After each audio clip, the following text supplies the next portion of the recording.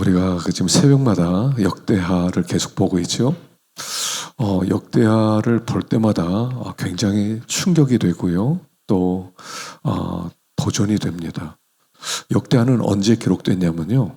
이스라엘 백성이 70년 포로 생활을 마치고 돌아왔을 때 기록한 책입니다. 그래서 그들로 하여금 하나님 나라를 세우는데 어떻게 세워야 되느냐 하면서 과거 왕들이 어떤 일을 행했는지를 다시 한번 짚어보는 그런 내용이거든요. 그러면서 있었던 일을 이렇게 성전 중심으로, 하나님 중심으로 이렇게 풀어주는 책이 역대하입니다. 그래서 몇 번이고 여러분 역대상하를 읽으면 참 은혜가 돼요. 내가 좀 영적으로 다시 뜨거워지고 싶다 그럴 때는요, 열왕기 상하, 역대 상하 다시 읽다 보면요, 굉장히 마음이 뜨거워질 때가 많습니다. 특별히 이 역대하 부분이 저는 요즘 역대 읽으면서 충격을 받을 때가 많아요. 아니, 이렇게 되었다고? 마치 처음 읽는 사람처럼 그런 느낌으로 읽을 때가 많습니다. 아니, 이런 일이 있었다고? 이럴 수 있단 말이야?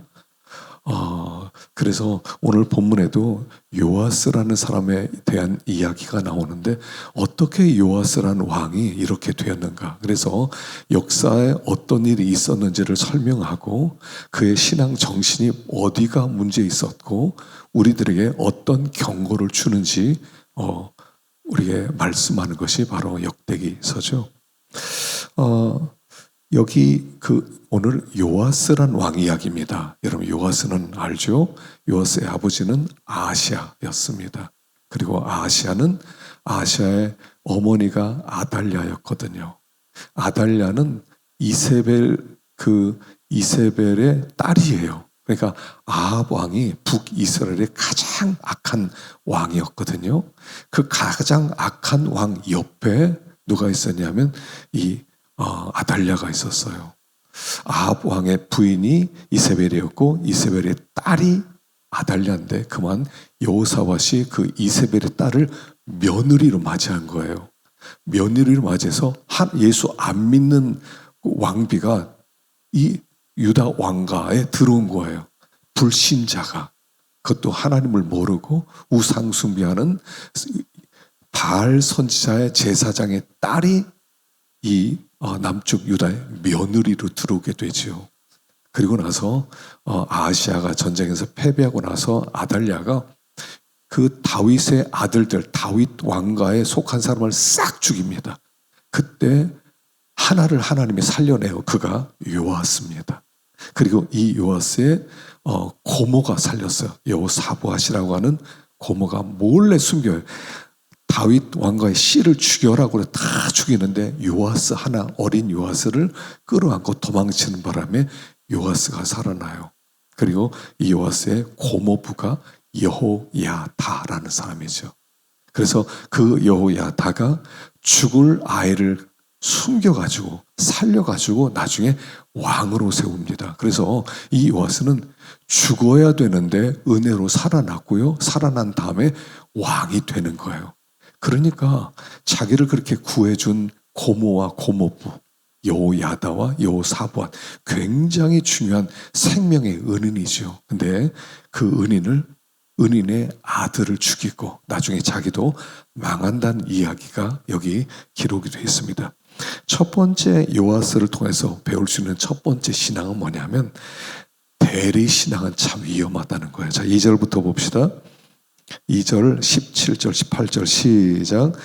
제사장 여호야다가 세상에 사는 모든 날에 요아스가 여호와 보시기에 정직하게 행하였으며 여호야다가 죽은 후에 유다 방백들이 와서 왕에게 절하며 왕이 그들의 말을 듣고 그의 조상들의 하나님 여호와의 전을 버리고 아세라 목상과 우상을 섬겼으므로 그 죄로 말미암아 진노가 유다와 예루살렘에 임하니라.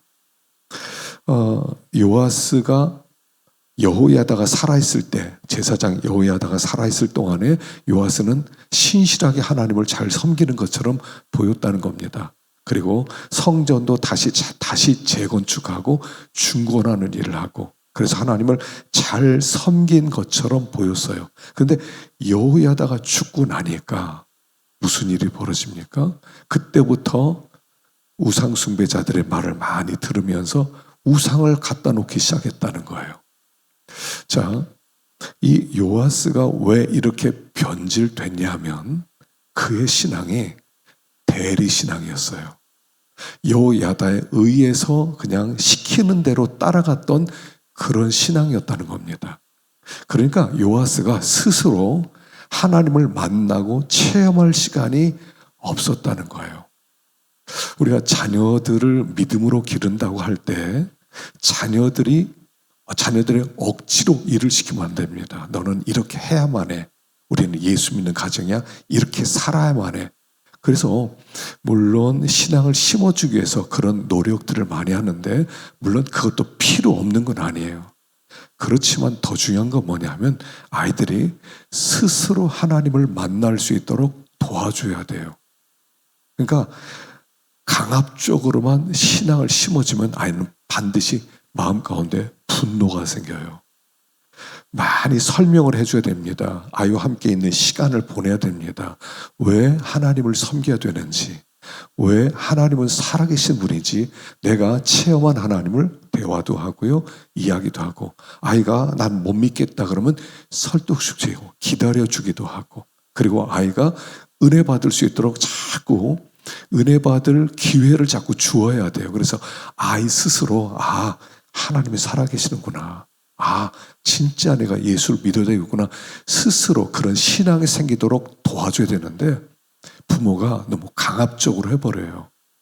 어떤 가정은 부모가 물론 너무 강압적으로 교회 가서 살아, 신앙생활 해야 돼 이렇게 하는 사람들도 있는가 하면 어떤 쪽은 또 너무 그렇게까지 믿을 필요 없어 또 이런 가정도 있거든요. 부모 따라와 나만큼만 믿어. 둘 다 위험한 신앙이에요. 둘 다. 물론 어른 아이들 자꾸 교회에서 있고 은혜 받고 수련회 가고 그러면 주님을 만날 기회가 더 많아질 수 있겠죠. 근데 억지로 그냥 끌고 다니면서 하면 나중에 반발심이 생겨요. 그래서 나중에 이 분노가 생겨요. 분노는 숨어있다가 한번 터집니다.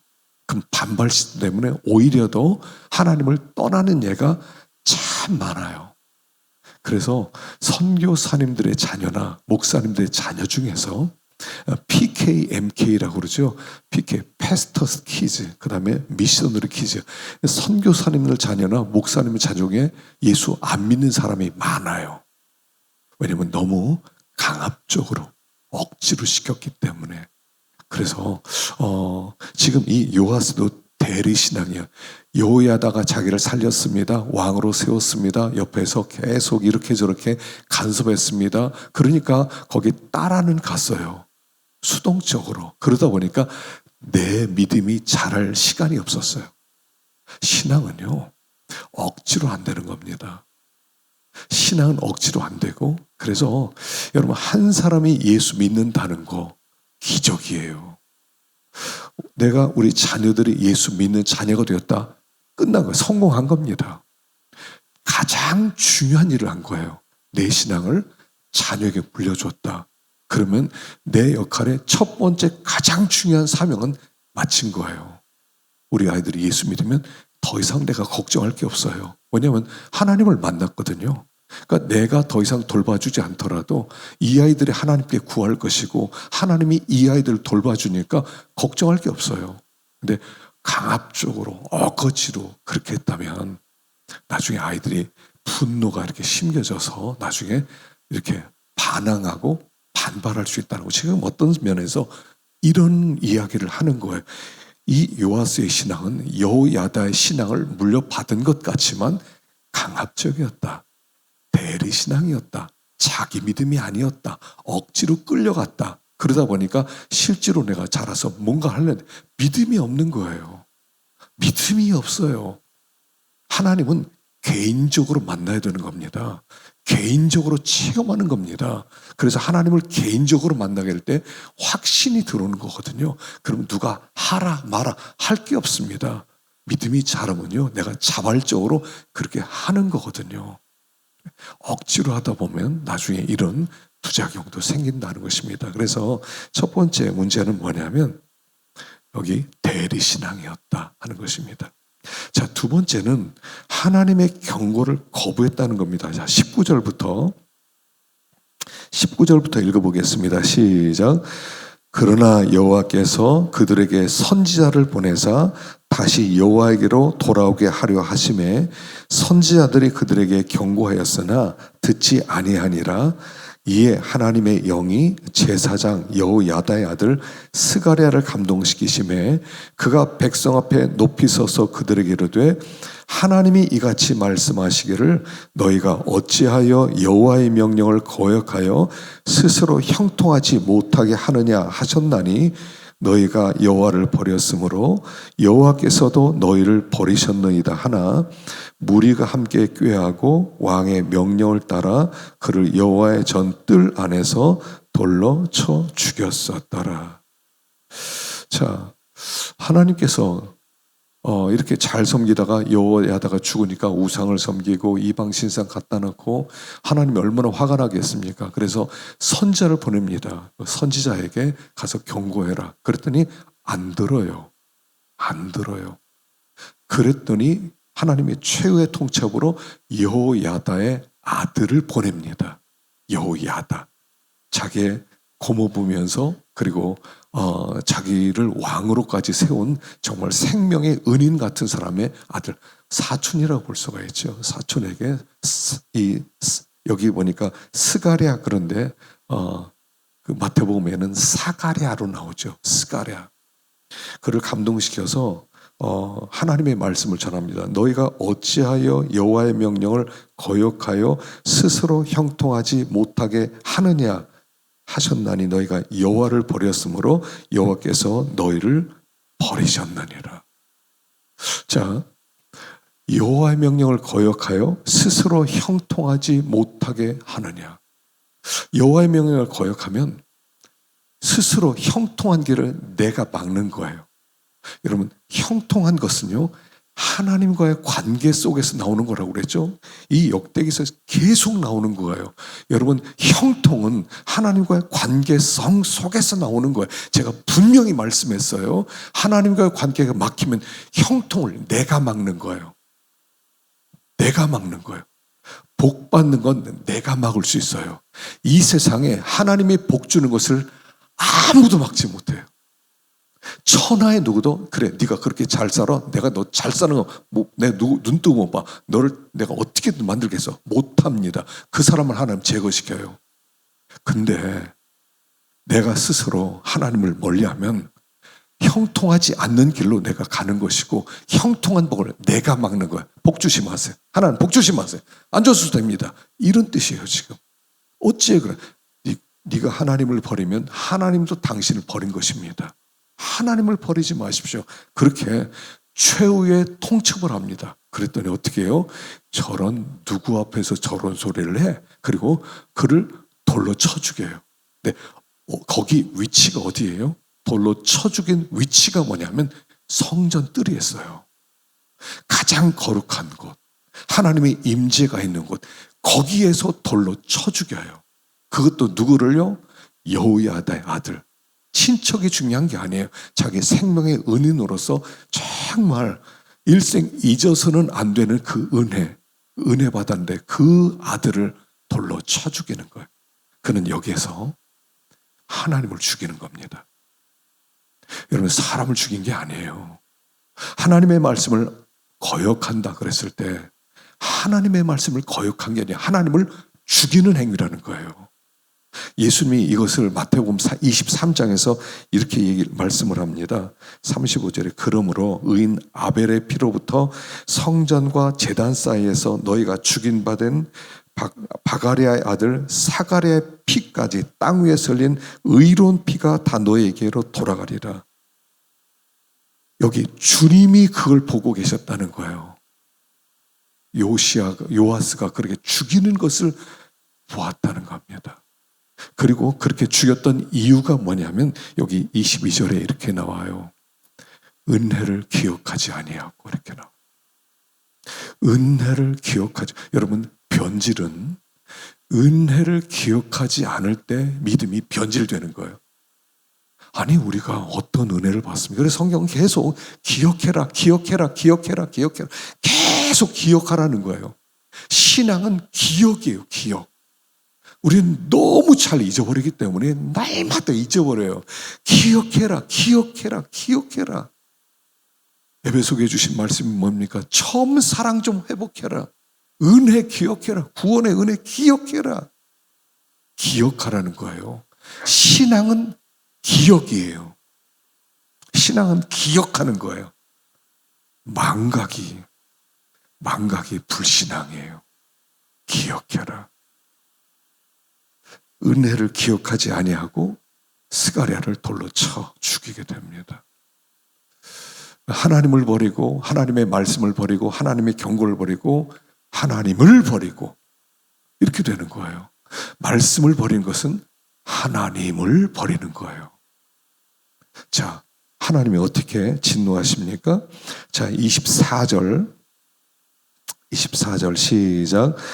아람 군대가 적은 무리로 왔으나 여호와의 무리 큰 무리를 그들의 손에 넘기셨으니 이는 유다 사람들이 그들의 조상들의 하나님 여호와를 버렸음이라.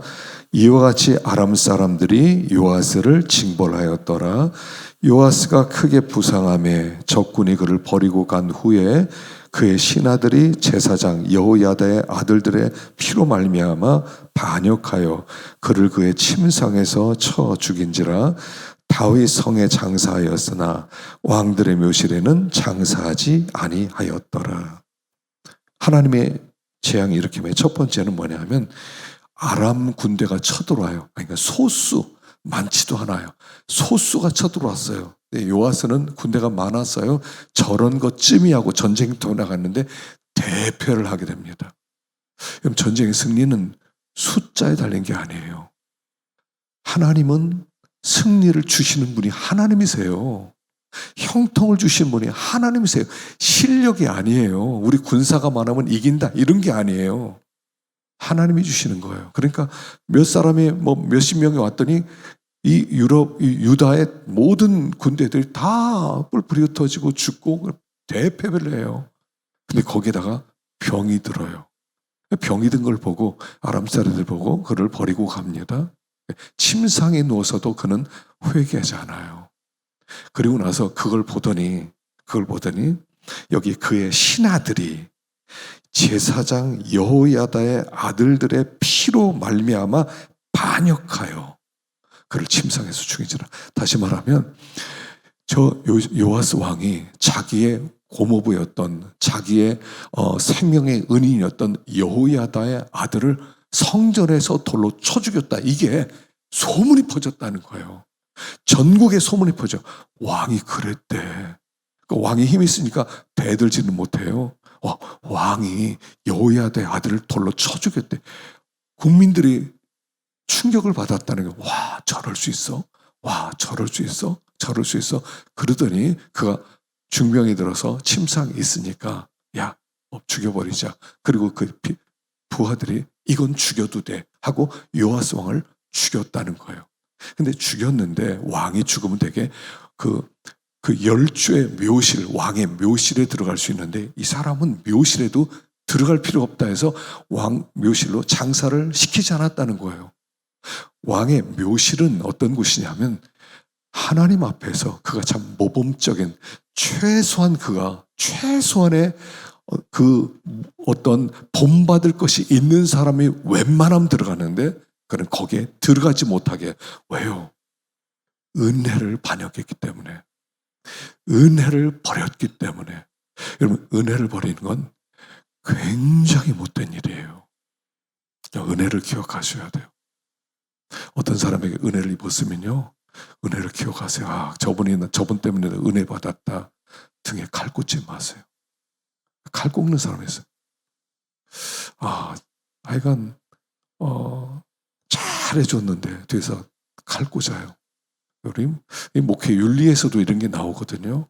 목회 윤리에서도 자기의 스승을 배반하면 안 되는 거예요. 스승을 배반해요. 형통하지 못하죠. 여러분, 은혜는 기억하셔야 돼요. 하나님이 나에게 이 은혜 주셨다. 그래서 은혜를 마음 가운데 항상 기억하고 있어야 형통한 거예요. 과거의 은혜는 우리 늘 잊어버려요. 과거에 올챙이적 생각을 해야 되거든요. 올챙이적 생각이에요. 우리는 과거에 올챙이였잖아요. 다리도 없었고 꼬리밖에 없었어요. 우리는 아무것도 아니고, 우리가 적어도 나이를 먹으면서 이렇게 성장하면서 이렇게 잘한 거, 여러분 내가 잘한 것 같으세요? 내가 뭐 실력 있어서 여기까지 잘하지. 천만의 만만의 콩떡이에요, 진짜. 천만의 만만의 콩떡이라나. 여러분, 스스로 잘하는 사람은 없어요.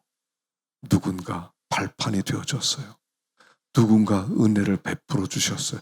우리는 그 은혜를 딛고 성장한 거예요. 그 은혜를 먹고 성장한 거예요. 은혜를 잊지 말라는 거예요. 은혜는 잊지 마라. 요아스가 참 가장 큰 은혜를 입었었는데 가장 악한 왕으로 죽었단 말입니다. 그래서 그 요아스의 그 이야기는 뭐냐면 단순한 역사 기록이 아니라는 거예요. 신앙의 유지 조건과 배도의 메커니즘이 기록된 거예요. 하나님께서 우리에게 주신 은혜. 만약 은혜를 놓치는 순간 우리는 배교하게 된다는, 배도할 수 있다는 거예요. 사람이 가야 될 길을 놓칠 수 있다는 것을 그를 통해서 우리에게 거울로 보여주는 거예요. 스스로 성장하는 사람 없어요. 여러분, 아이들을 길러보시면요, 알죠? 아이들을 어떻게 길렀습니까? 그러면 우리 부모가 나를 그렇게 기른 거예요. 아이들은요, 부모가 하루라도 내버려 두면 죽어요. 우리 부모가 그렇게 우리를 그렇게 돌봐주셨어요. 부모의 은혜를 기억하라는 거예요. 그래서 10계명의 5번째, 살인하지 말라는 계명 앞에 있는 게 부모를 공경하라는 거예요. 부모 공경이 살인하지 말라는 그 명령보다 앞에 있다니까요. 은혜를 기억하라는 게 더 먼저라는 거예요. 살인하지 말라는 것보다 은혜를 기억하라는 게 더 중요한 명령이라는 거예요. 하나님께서 우리에게 베푸신 은혜, 얼마나 놀라운 은혜를 베풀어 주셨는지 매일매일 기억하라는 거예요. 부모님이 나이 드셨습니까? 전화 자주 드리세요. 때가 되면 용돈 보내드리세요. 생신 되시면 생신 되면 꼭 이렇게 얼마라도 보내드리세요. 여러분, 은혜를 갚아야 돼요. 자식은요, 얼마나 끔찍하게 사랑합니까? 하나님을 섬기지 못하고 윗사람을 공경하지 못한다면 사람 노릇 못하는 거예요. 이 요아스 왕처럼 된다는 것을 우리에게 보여주는 것입니다. 그래서 우리가 은혜를 기억하고 하나님이 어떤 은혜 베풀어 주셨는지, 어떤 은혜 베풀어 주셨는지. 부모님이 세상 떠나니까요, 더 생각나는 거죠. 왜 이렇게 내가 못해드렸나? 왜 이렇게 못해드렸나? 세상 떠나니까 그렇게 돼요, 정말. 여러분, 은혜를 꼭 기억하십시오. 은혜를 기억하고. 그래서 은혜를 기억해서 은혜를 갚는 그런 삶을 살아갈 때 하나님이 그를 돌보시고 하나님이 또 새 은혜를 우리에게 부어주시는 것입니다. 아무쪼록 은혜를 아는 주님의 백성 되기를 축원합니다. 기도하겠습니다.